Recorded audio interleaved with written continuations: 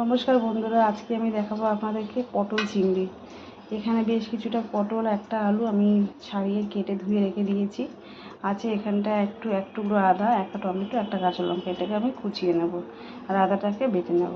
আর এখানে আছে বড় বড় সাইজে চারখানা চিংড়ি মাছ। তো এগুলো সব নুন হলুদ মাখিয়ে আমি ভাজতে নিয়ে নেব। এটার মধ্যে অল্পটা দিয়ে দিচ্ছি।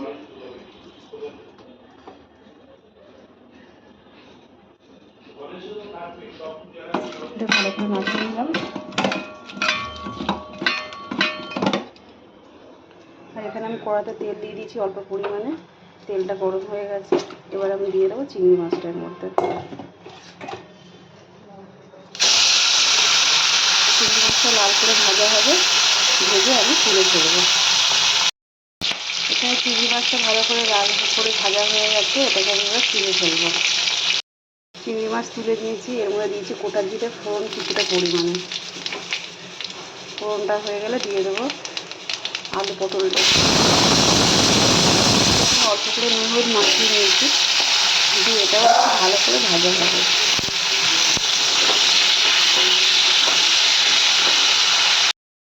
এখানে আলু পটলটা খুব ভালো করে লাল হয়ে গেছে। এবার এর মধ্যে দিয়ে দেবো এখানে বাটা আদা আর টমেটো আর একটা কাঁচা লঙ্কা আছে, এটাকে দিয়ে দিলাম। আর দিয়ে দিলাম পরিমাণ মতো নুন, কেননা আগে আমি নুন দিয়ে ভেজেছি। আর দিয়ে দেবো 1 চামচ হলুদের গুঁড়ো, 1 চামচ জিরার গুঁড়ো,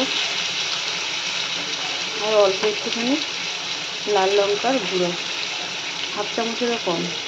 এই সব কিছু দিয়ে খুব ভালো করে আমি মশলাটাকে কষিয়ে নেব। তারপরে দিয়ে দেবো জল। এখানে মশলাটা খুব ভালো করে কষানো হয়ে গেছে। এবার আমি দিয়ে দেবো ছোটো বাটির 1 বাটি জল।